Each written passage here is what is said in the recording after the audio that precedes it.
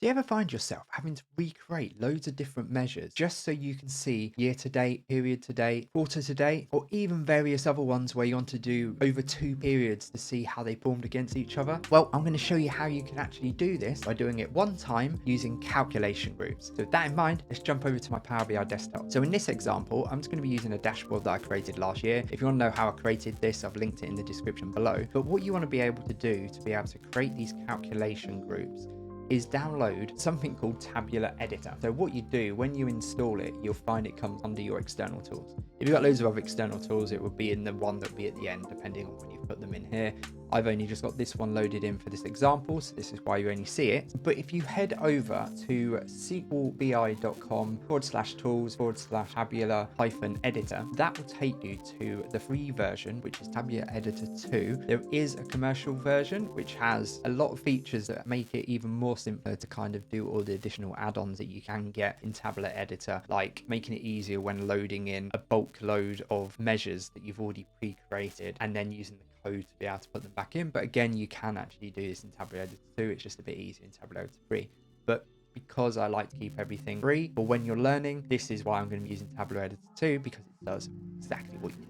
So all you have to do is go into here, just put in your email address and download it, and then just go through the installing options. And then once that's in, like I said, it will show up within your external tools here. And then all you have to do is go in and click on it, and then you get the option of this screen here, which is basically your Tabular Edit. And then within here, you will see an area called Table. And now this is basically where all your tables are that you have in your Power BI desktop data set. And what you need to do to create a calculation is, if you go up to tables, right click, it will do create new, and then you get this option down here called calculation group. If you click on that, it will then pop up, and then you can give it a name. So we're going to call this one, because we're going to be doing like time periods, we're going to call this select period. So we do select period as the name, and then if we open it up, we can see there's a folder that says calculation items and name. Now this name column here will be what holds all the different calculation items you create. How a calculation item is created is you just click on the folder, right click, and then you can just do new calculation item. Then you just add it in. Now here, all you need to do is you can rename here, or you can rename here. So what we're going to do, we're just going to call this one current. And the reason for this one current is every time you use this, and you want to be able to use whatever measure you want to use within the table. So what you have to write is select measure, open and close bracket, and then that will give you the actual result for the measure. So if I just keep that as it is, and then if I come down here, I want to rename this because I don't want to just call it name, but because it's all period, now we're going to rename where it says name there, and let's just call this period. So just like that, we can go in, and then once you're done, you'll notice that you've got like this little question mark over the top, because you need to save it to your data set. So if you save this to your actual Power BI file, now that's done, what happens is if you come out, you'll notice here it says you need to refresh for these to work. So if we refresh that now you've done that, what you'll notice is you get this extra table down the side, and this has got the period in it. So now if we just take this screen here and just keep this table and the slices for now, and then we've just got a table here that has all the information. So now if we just nick this table, drop that in there, bring it down a bit, and then let's remove all of the measures bar sales. So let's go all the way through all these, and now we just got sales. Sales comes out the same. Sales is filterable because this is just one measure, and then we can just do it by state if we wanted to, or total sales like that. So there we go, so it's the same. So we can see this table, still the same information and everything. Now, at the moment, everything is selected just for year 2017. So it's all sales 2017 split by state. If we were to take our period column that we created in our calculation group, this will give you a column called current. And current, like I said, is all it's doing is just picking up whatever value you've got in here. So if this was to ever change, you change that to say profit or percent of sales, it will change in there, and current will give you exactly what that measure is, as you would see in here. But that is not where the power comes in. That is where we go back to our Tabular Editor, and now we want to create some new ones. So if we were to do month date, so if we go new calculation item and then do month to date, save that, and then if I just use a formula that I've already created in the past, just to speed this up, we can add this in, and then all I've done is, remember the selected measure is the main thing here. It's just within calculate, just how you would technically just write calculate, instead of me putting in sales in here as the measure, use select measure and then with the 2 open and close bracket, and you just do that within calculate, and then dates, month to date, and then using the calendar table, in this case is what I'm doing, I'm using date, and then that will give you whatever is selected as that month will be your month to date actual amount. So if we was to say that, come back, refresh now, we now have month to date, and based on it being month to date, it's probably picking the last month, which is December. So let's just click this, double check. Yeah, so it's picking the last month to date as the actual result. So now we've changed this to December. Current changed, but as you can see, it's all changed here because these all changed to be month to date, and that is December. If I take it off, it still keeps December month to date, and then it also includes the current here. So for now, let's just put in December. So we've just got that as a reference. And now if we add in some new ones, so if I just copy over these additional ones that I've got,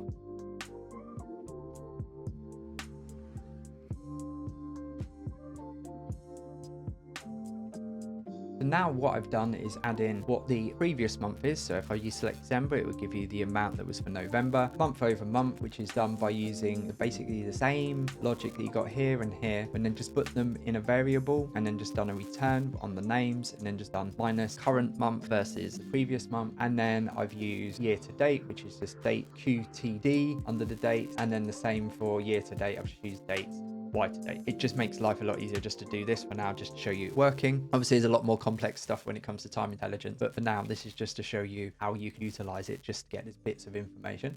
So now I've loaded those in, I'm going to do save, and then we are going to go back, refresh, and now we have our month to date, our month minus 1. So that should be what November is. So if I select November, it should say 89306, 89306, yep, and then that must be October's number, and if we go October, it should be 65501 5501. So yeah, so you can see that's working, and then also you can see the year to date changing and the quarter date changing depending on what quarter you're looking at. So if we do that one, that's going to be the same amount because that's the start of the quarter, and also it's going year to date up until the point of when you've selected there, and that's all you've done with that particular one. Now what do you do if you suddenly want to have different measures?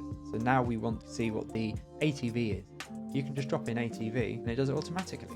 There you go, got it. If you didn't want sales anymore, you just take out sales and you just got your ATV without having to create any more measures for each one. So you imagine if you've got all these different measures here and you wanted to see month over month, month to date, month last month, quarter to date, year to date, anything that you were building, you can just bullet into this just one thing and drop it down, and you got that information all fairly quickly. So it would save you so much time. But one of the annoying things you do find with this is if you wanted to filter by state, you could go here and go like that, and doing that, that's fine. But now what happens if you want to be able to filter by whatever period you've got here? Now it's filtering the context here, but it's not sorting it, and that's always a pain when you're using anything in matrix table. And the way around this is you can still use the calculation groups to make your own sort. So again, how we do this is we go back to here. All we do is go up tables, do create new, do another calculation group, and then here we're going to call this select sort.